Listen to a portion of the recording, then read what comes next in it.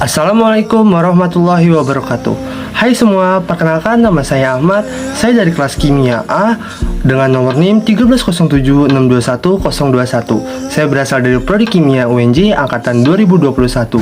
Di sini saya akan membuat video project, yaitu mengambil tema uji koloid dengan cara membuat mayones menggunakan kuning telur sebagai bahan emulsifier alami. Oke, untuk langkah-langkah selanjutnya mari kita langsung ke videonya. Oke, sebelum kita masuk ke langkah-langkah, alangkah baiknya jika kita mengetahui terlebih dahulu beberapa hal mengenai koloid.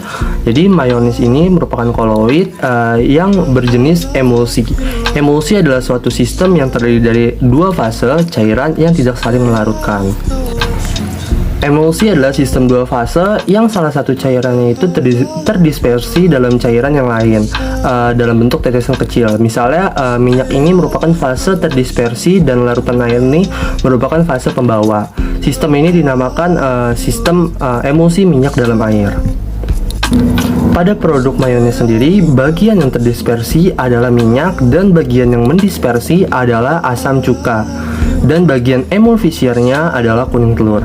Pada saat minyak nabati ditambahkan asam cuka atau air jeruk nipis, itu akan terbentuk suatu tegangan antarmuka di mana antar keduanya tidak dapat bercampur menjadi satu, sehingga diperlukan adanya surfaktan untuk memperkecil tegangan antarmuka tersebut.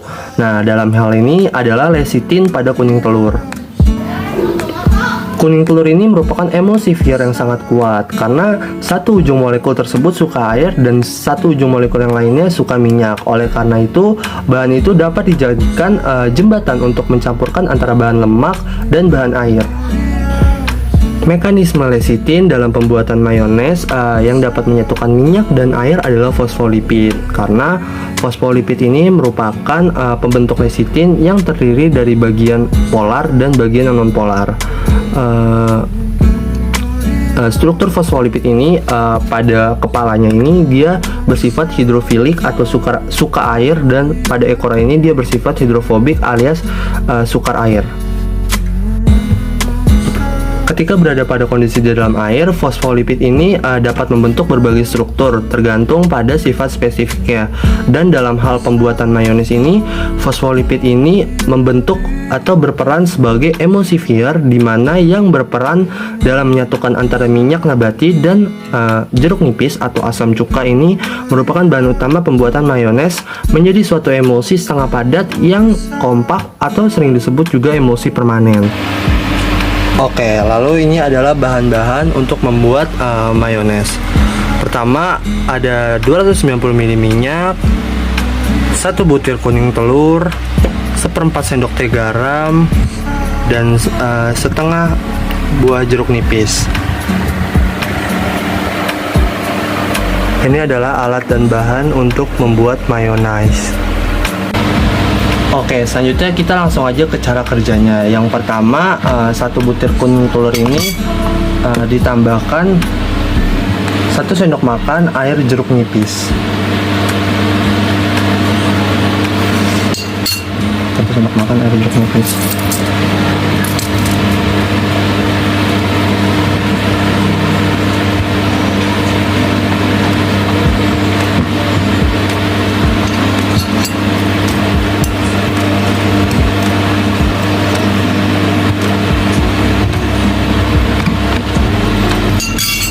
Kemudian kocok kuning telur hingga warnanya memucat.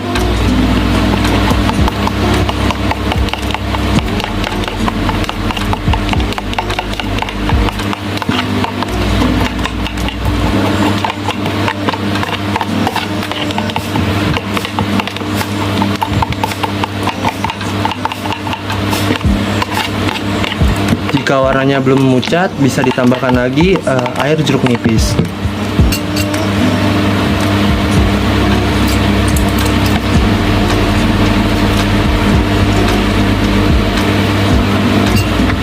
Kemudian aduk kembali.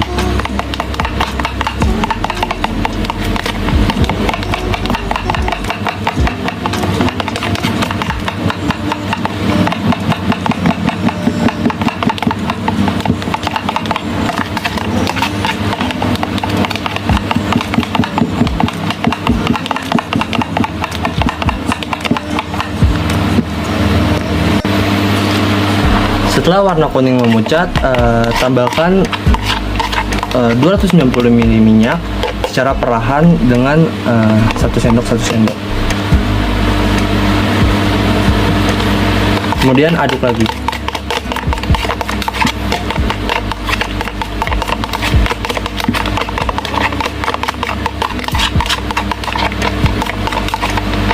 Tambahkan hingga membentuk mayones.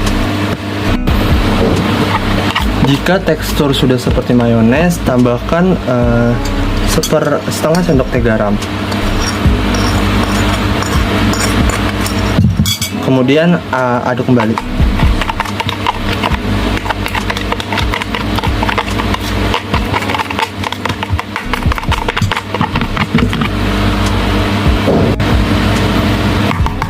Jika sudah dicampur oleh garam, tambahkan lagi 2 sendok minyak.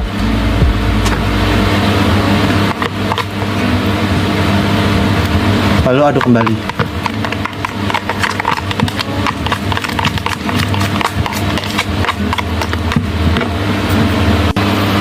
Kemudian jika sudah berbentuk seperti mayones, tuangkan ke dalam wadah.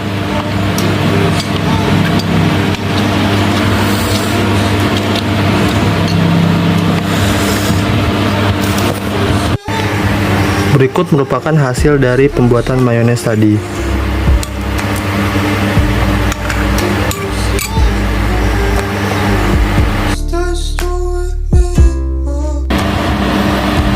Pada praktikum kali ini, pembuatan mayones dilakukan dengan cara menggunakan kuning telur. Kuning telur ini bertugas sebagai emulsifier alami. Emulsifier adalah zat untuk membantu menjaga kestabilan emulsi minyak dan air. Umumnya, pengemulsi ini merupakan senyawa organik yang memiliki 2 gugus, baik itu polar maupun non-polar, sehingga kedua zat tersebut dapat bercampur.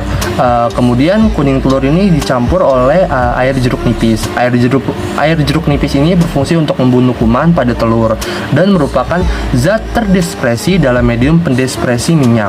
Jadi penambahan sumber asam ini selain dapat membunuh kuman juga dapat membantu sebagai medium pendispersi, juga mempunyai fungsi menghambat kerusakan mayones oleh mikroorganisme. Kemudian setelah ditambahkan air jeruk nipis, ditambahkan minyak sedikit demi sedikit sambil dikocok dengan whisker atau sendok.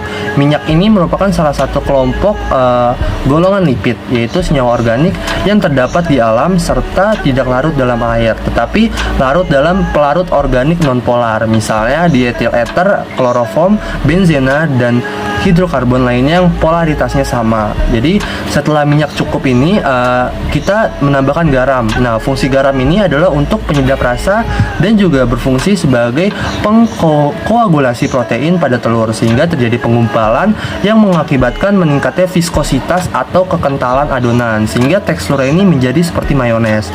Nah, fungsi kenapa sih kita nambahin minyak itu sedikit demi sedikit? Dikarenakan bertujuan agar bahan yang dicampur itu tidak menggumpal, jadi kita menambahkannya perlahan-lahan. Kesimpulan praktikum kali ini adalah mayones merupakan salah satu contoh produk proses emulsi yang banyak dimanfaatkan dalam jenis makanan kita. Emulsi merupakan suatu terdispersi atau suspensi suatu cairan dalam cairan yang lain yang molekul-molekul ini bersifat antagonis. Pada suatu emulsi terdapat 3 bagian utama, yaitu bagian yang terdispersi yang terdiri dari butir-butir yang biasanya terdiri dari lemak, kedua disebut media pendispersi yang biasanya terdiri dari air, dan yang ketiga adalah emulsifier yang berfungsi sebagai penjaga butir minyak tadi agar tetap tersuspensi di dalam air. Mayones ini adalah jenis bahan pangan berupa emulsi setengah padat yang dibuat dari minyak nabati, cuka, dan kuning telur. Mayones merupakan emulsi minyak dalam air dengan kuning telur berfungsi sebagai emulsifier. Pada produk mayones, bagian yang terdispersi adalah minyak nabati dan yang mendispersi adalah asam dari asam jeruk nipis tadi. Dan bagian emulsifiernya adalah kuning telur. Kuning telur ini merupakan emulsifier yang sangat kuat karena satu ujung molekulnya ini suka air dan yang satu ujungnya lagi tidak suka air, hidrofilik, hidrofibik. Oleh karena itu bahan tersebut banyak dijadikan jembatan untuk mencampurkan antara bahan lemak dan air, dan sifat ini sangat dibutuhkan dalam pengolahan makanan seperti mayonnaise. Sekian video project praktikum saya tentang koloid kali ini. Kurang lebihnya mohon maaf. Terima kasih. Wassalamualaikum warahmatullahi wabarakatuh.